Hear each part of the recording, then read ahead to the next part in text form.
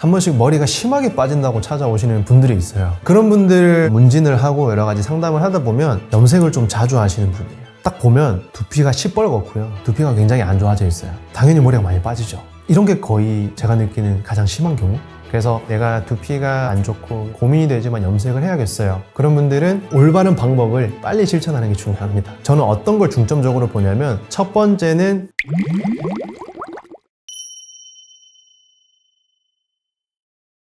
간단한 염색도 탈모를 충분히 유발할 수 있습니다. 염색약은 보통 이제 산화제거든요. 그래서 이 모발 큐티클층을 벗겨내고 거기 멜라닌 색소를 분해시켜서 죽이고요. 거기에 이제 인공 색소가 들어가는 거예요. 그래서 그 과정 자체가 이미 큐티클층을 벗기잖아요. 그러면 피부 장벽도 벗길 수가 있어요. 그래서 두피를 굉장히 약하게 만들 수 있고 가벼운 염색이라고 하더라도 자주 하잖아요. 그러면은 항상 두피가 안 좋아질 수 있는 환경에 노출되어 있다고 보셔야 되는 거예요.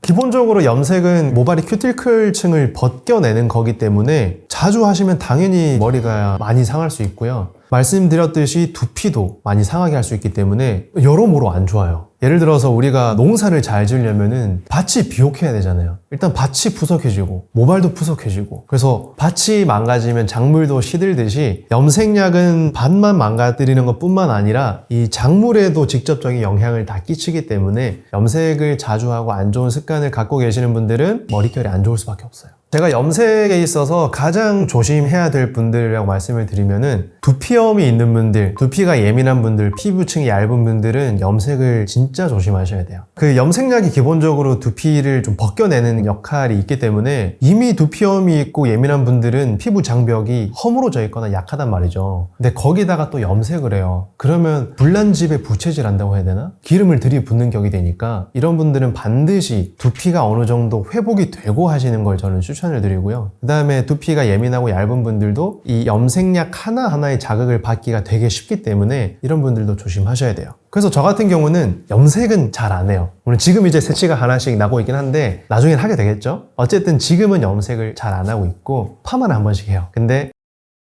두피가 안 좋을 때는 절대 파마 안 하고 두피가 좋을 때 하고요. 미용실을 가서도 최대한 두피에는 안 닿게 해주세요. 이런 것들 미용사분한테 간곡하게 부탁드리고 시작을 하는 편입니다.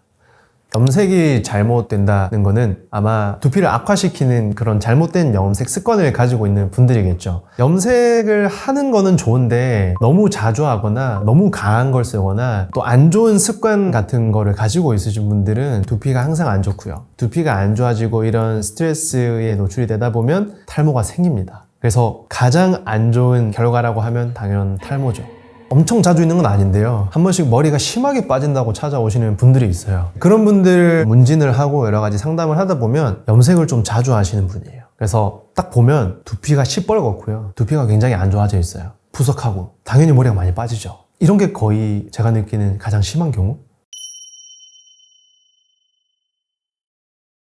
염색 전에 위험할 수 있는 것들은 방금 말씀드렸던 조건, 그런 상황에 있으신 분들이 첫 번째고, 또 한 가지는 철분제를 많이 드시는 분들이에요. 그 염색약 자체가 금속 성분이랑 더 반응을 잘하기 때문에 금속 성분이 미량 들어가는 샴푸를 사용을 하거나 아니면 철분제를 많이 복용하고 계신 분들은 모발에도 철분이 어느 정도 들어가게 되거든요. 그런 경우는 염색 자체가 잘 안 돼요. 그러다 보면 염색을 자주 하고 더 센 걸 찾겠죠. 또 염색약을 바른 상태에서 오래 방치를 하게 되고요. 그러면 우리 두피가 더 힘들어져요. 그러니까 이런 것들은 조금 고려를 하셔가지고 염색을 준비하시는 게 좋습니다. 린스나 컨디셔너는 우리 모발 큐티클층을 코팅을 해주잖아요. 염색약이 이거를 벗기고 염색을 하는 건데 코팅을 시키고 염색을 하면 염색이 잘 안 들어가죠. 그러면 또 안 좋은 습관에 빠져요. 방금 말씀드린 것처럼 막 오래 하고 센 거 쓰고. 그러니까 염색 전에 하지 마시고요. 염색하고 나서 이제 손상된 모발을 회복시켜야 되니까 그때는 린스랑 컨디셔너가 도움이 되겠죠.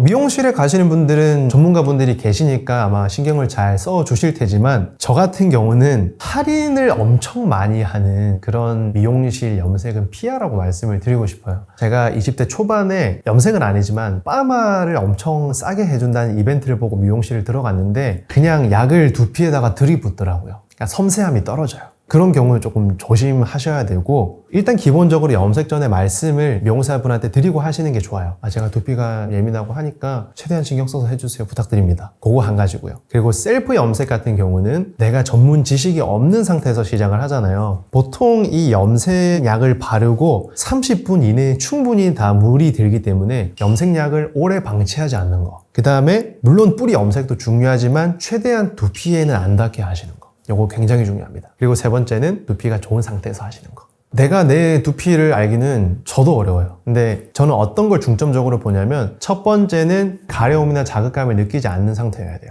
그리고 두피가 붉지 않은 상태여야 돼요. 왜냐면은 붉은 상태가 1단계고 가렵고 자극감을 느끼는 게 그 다음 스텝이거든요. 일단 두피가 빨갛다는 것 자체도 두피가 많이 약해져 있다는 상태니까, 그런 상태라면은 염색을 조금 보류하시고 괜찮아지고 난 다음에 하시는 게 좋아요. 그래서 요즘에 두피가 안 좋은데도, 컨디션이 안 좋은데도 꼭 염색을 해야 된다면 저는 커피 같은 걸 사용하시는 것도 추천드리고 싶어요. 염색은 기본적으로 크게 두 가지가 있어요. 아까 염색약이 기능을 하는 것처럼 큐티클 층을 다 벗기고 멜라닌 죽이고 염색을 시키는 거랑, 그냥 겉에 큐티클 층에 그 색깔로 코팅을 하는 방법이 있어요. 그래서 커피 같은 경우나 헤나 같은 경우나 이런 것들은 코팅이거든요. 그래서 모발 손상이 거의 덜하고 두피 손상도 거의 없는 편이죠. 내가 두피가 안 좋고 여러 가지 고민이 되지만 염색을 해야겠어요. 그런 분들은 커피 염색 괜찮아요. 커피 같은 경우는 커피를 그냥 타요. 물에 타셔가지고 예를 들어서 반 정도는 커피로 채우고요. 반에서 한 3분의 2 정도는 나머지는 본인이 쓰는 샴푸로 채워요. 그리고 뚜껑을 닫고 좀 흔들어서 샴푸를 합니다. 이렇게 하고 조금 방치를 해뒀다가 헹궈내죠. 지속력이 짧을 수 있죠. 당연히 코팅이니까. 코팅 금방 나가버리거든요. 근데 내 두피랑 모발에 안 좋은 영향이 없으니까 자주 해도 되잖아요. 그냥 심지어는 그냥 커피를 늘 물에 타가지고 샴푸를 하는 분들도 있으니까, 방금 말씀드린 방법대로 커피를 일상화해서 샴푸에 타서 쓰시는 것도 괜찮고, 아니면 주기적으로 커피를 조금 농축하셔서 모발에 발라놓고 염색하시는 것도 괜찮아요.